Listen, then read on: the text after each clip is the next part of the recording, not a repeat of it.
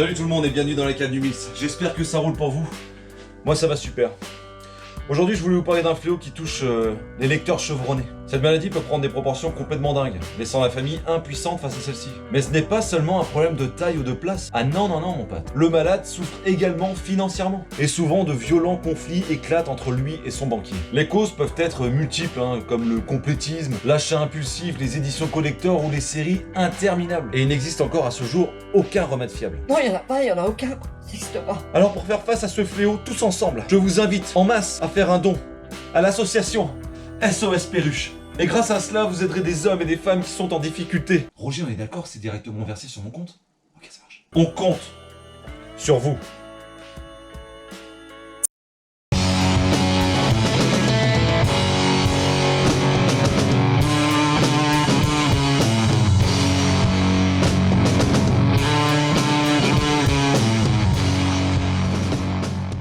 De plaisanterie, avant de vous montrer ma page, je vais essayer d'expliquer et de comprendre comment ça se fait qu'on en arrive là. Quelle est la raison qui me pousse à acheter autant de comics et de BD alors que ma table de chevet, c'est plus ma table de chevet qui est sur mes livres, tu vois bien? Si tu te doutes qu'il y a une table de chevet en dessous, déjà c'est pas mal. Et pour être totalement transparent avec vous, je ne suis pas un aficionados de la palle. Non. Bah du moins c'est ce que tu croyais, Mills, hein? C'est même très rare que ma palle soit vraiment importante. En règle générale, Mills. Normalement.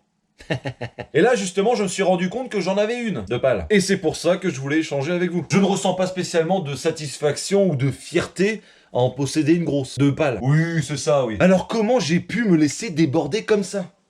Je vous la montre.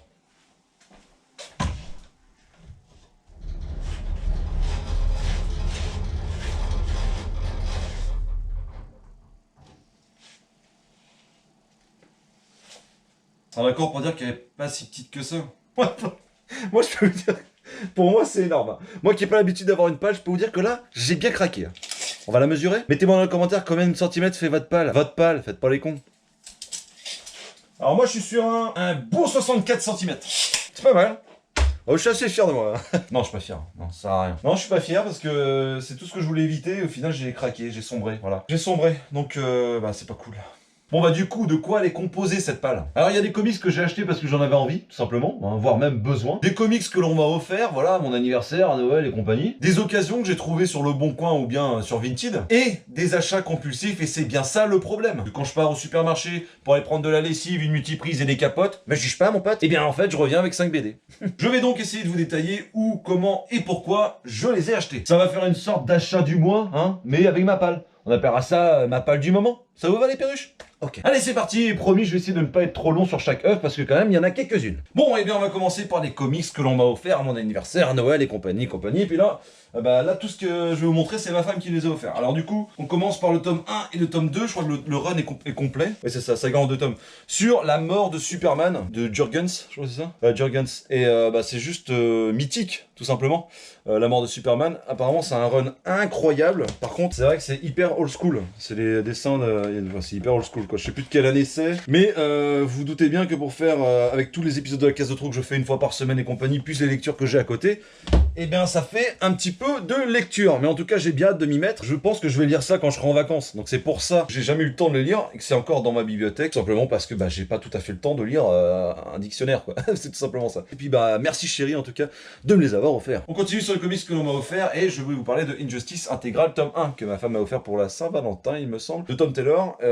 C'est inspiré évidemment du jeu vidéo Injustice. L'histoire, il y a plein de gens qui ont adoré, il y en a plein de gens qui ont détesté. J'ai l'impression que c'est tu aimes ou tu détestes. En tout cas moi le jeu vidéo j'avais bien kiffé, ils en ont fait un univers à part, tant mieux. S'il y a 5 intégrales c'est que quelque part ça a marché, il y a du monde qui veut lire ça. C'est vrai que c'était rangé dans ma bibliothèque tout en haut, mais je vais le lire, Ce sera pas ma priorité mais je vais le lire, parce qu'entre comme je vous dis, toutes les vidéos que j'ai à faire et tout, il faut faire un petit peu de choix stratégiques de temps en temps. Mais vu que j'ai une famille, ça prend du temps. Je travaille, donc forcément, il faut faire des choix. C'est ce que je disais, c'est ce que je dirais sûrement à la fin, mais c'est vrai que le temps, c'est quelque chose. Tu mets 10 minutes à acheter 20 comics. Mais tu mets combien de temps à tous les lire? C'est ça que t'as pas grandi aussi quoi, il y a un peu de ça. Bon bref, on verra ça tout à l'heure. En tout cas, Injustice, je vais le lire, mais c'est pas un truc prioritaire absolu quoi. En tout cas, on verra ce que ça vaut. Et maintenant, on va passer sur les comics d'occasion mon pote. Et quel début! Vous avez vu sur ma chaîne, j'ai fait une vidéo sur Descender de Jeff Lemire et Nguyen, que j'avais surkiffé le tome 1. Voilà, le tome 1 c'est celui-là, si vous l'avez pas vu, c'est la classe de trop numéro 26 ou numéro 27, je sais plus. En tout cas, j'ai tellement hâte de lire ça, laisse tomber quoi. Ça va être un fil rouge. Vous avez vu, j'avais fait une vidéo sur Twitter où je vous demandais si vous vouliez que je fasse une vidéo longue sur tout ce run. Vous avez été tous unanimes, vous m'avez dit oui, donc je vais le faire. Donc ça, c'est vraiment un truc qui va être prioritaire à lire dans ma palle. Ça fait partie vraiment du haut de ma palle. Et j'ai vraiment hâte de finir Descender. Tellement le premier, il m'a hypé de ouf, quoi. Donc ça, c'est cool d'avoir ça sur sa palle. C'est-à-dire que quand ta palle est composée en partie de 5 tomes que t'as pas lu de Descender, c'est une belle palle. On le met là. Ensuite, Et on continue avec un craquage, tout simplement, d'occasion encore une fois, de Hellblazer de Garth Ennis, qui est dessiné par Steve Dillon. Ouais, c'est ça, William Simpson et David Lloyd. Garth Ennis présente Hellblazer, il y a 3 tomes, donc je l'avais vu, je m'étais jamais intéressé à John Constantine, le personnage de Alan Moore qu'il avait créé. Je m'étais jamais vraiment intéressé à lui, et en feuilletant, je pense que ça peut vraiment me plaire. Je connais pas du tout le personnage, tout simplement, le seul background que j'ai du personnage, c'est le film avec Keanu Reeves. Voilà, c'est tout, ça s'arrête là. Donc ça c'est pareil, c'est un petit craquage, mais je pense que c'est un craquage heureux, tout simplement. Hein, on continue sur les comics d'occasion, j'avais acheté, vous vous rappelez, j'avais fait une vidéo sur le run de Jeff Lemire et Sorrentino sur Green Arrow. J'avais adoré le 1, donc le run est en 3 tomes, je crois que c'est ça, oui, en 3 tomes. Et du coup, j'avais acheté ça d'occasion à un gars là où j'habitais. Et le 1 m'avait hypé de ouf. Et du coup, ben, j'aurais mieux fait de lire le 2 et le 3 directement après, parce que j'ai dû lire quelque chose d'encore plus excitant. Et du coup, c'est resté dans les oubliettes. Le problème avec ce genre de truc, c'est que le run est en 3 tomes. Si j'attends trop longtemps pour lire le tome 2 et le tome 3, et ben je vais devoir relire le tome 1. Donc je sais pas si je vous en ferai une vidéo dédiée ou si je garderai ça pour moi, on verra bien. En tout cas, j'avais beaucoup aimé le 1. Je crois que c'est un run qui est quand même assez important pour Green Arrow. Mais voilà, c'est resté dans la palle et puis je suis persuadé que ça restera encore longtemps. Peut-être qu'un jour je me bougerai le fion et puis bah, je lirai les 3, on verra bien. Encore un craquage d'occasion, mon pote, ça je pouvais vraiment m'abstenir de le prendre. Même si le run de Wade apparemment est quand même bien cool sur Daredevil, le Marvel Icons était tout simplement signé par Mark Waid. Et du coup, bah voilà, le mec il vendait ça à 20 € ou 15 €. Et bah du coup, ça m'a pas pris beaucoup de temps pour cliquer, quoi, tout simplement. Donc ça, je l'ai acheté sur le Bon Coin.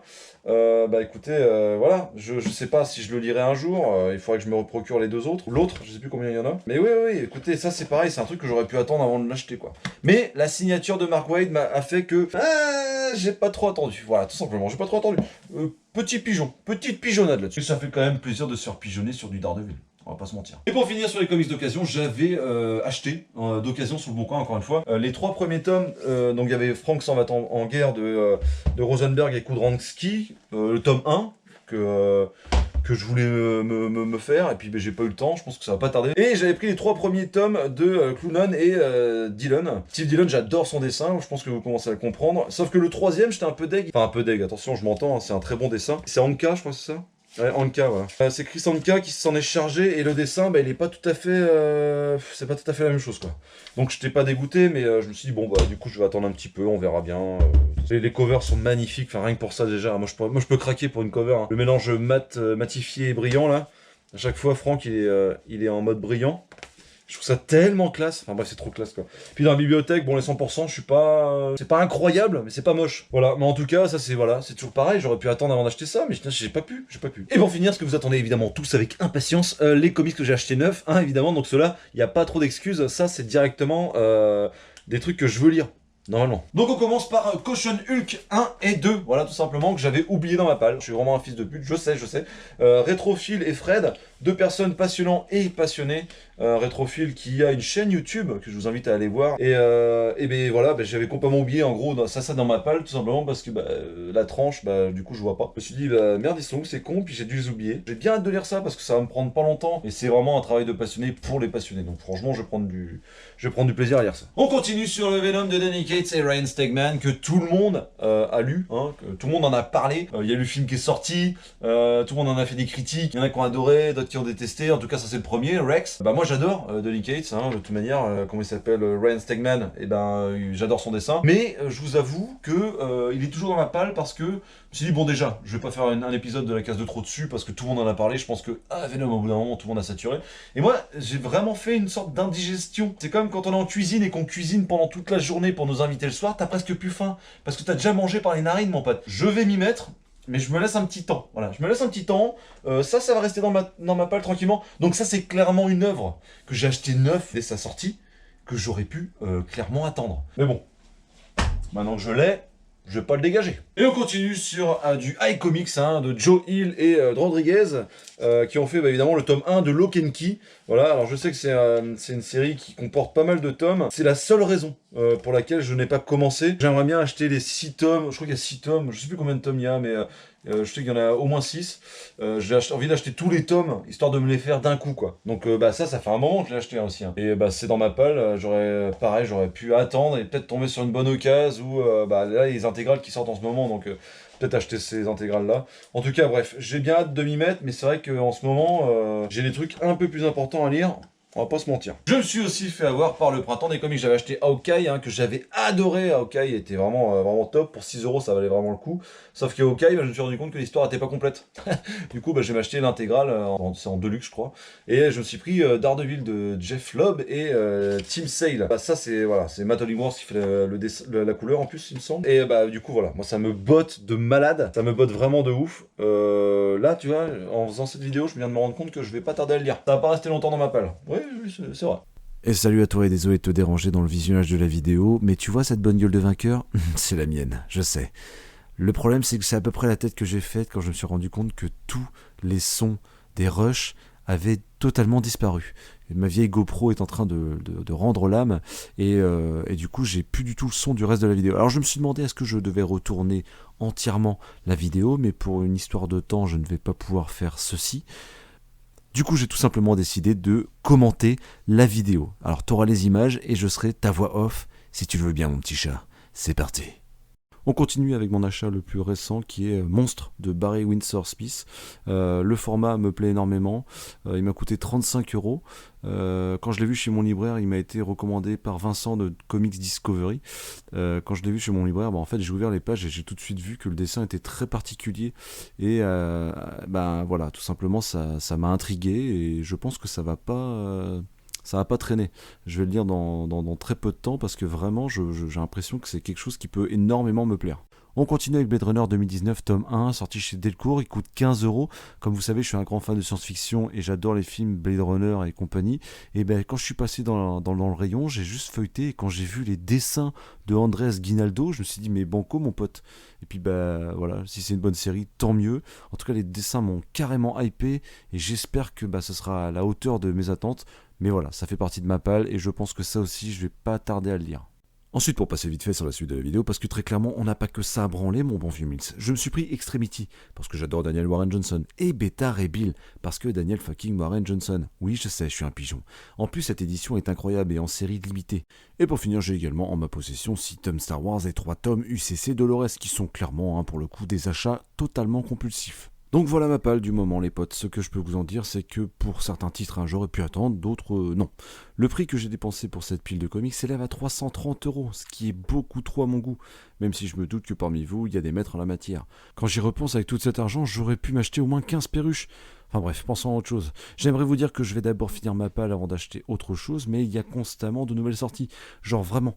Mais je vais faire attention parce qu'en vrai c'est un peu n'importe quoi. Ce qu'il me faudrait, c'est plus de temps tout simplement, et je n'en ai pas, donc il faut que je ralentisse ma cadence d'achat. Déjà les opérations Star Wars et autres, c'est fini. C'est bien pour les personnes qui veulent se lancer, mais ce n'est pas pour moi. Ensuite, je vais essayer de me concentrer sur ce qui me plaît vraiment, quitte à attendre la bonne occasion, voire la réédition. Parce que quand je rentre chez mon libraire, je perds toute objectivité et notion de l'argent, et bien souvent je ressors avec des comics, sauf que ma liste d'achat n'a pas bougé. Le mieux ce serait que je les commande, mais j'adore fouiner, et si je commande, je vais quand même fouiner, donc c'est pire. En fait, je me dis qu'il n'y a pas grand chose à faire. Avant de tourner cette vidéo, je ne m'étais pas rendu compte de tout ce que je n'avais pas lu, parce que je range mes comics directement dans ma bibliothèque. Je n'ai pas de case à lire ou autre. Si je pouvais la réduire de moitié déjà, ce serait cool. Et puis on ne va pas se mentir, ce n'est pas très grave. Sauf que si tout le monde fait ça, ça peut vite être la merde mon pote. Merci à toi d'avoir regardé cette vidéo jusqu'au bout, je suis désolé, elle s'est faite un petit peu dans la douleur, mais bon, on a fait comme on a pu. Dites-moi quel genre de palle vous avez, vous, ça me rassurerait. Si tu aimes la vidéo, lâche un like et abonne-toi. Suis-moi sur Twitch, Twitter et Instagram. Et sur ce, je vous fais d'énormes bises, prenez soin de vous et à très bientôt dans la cave.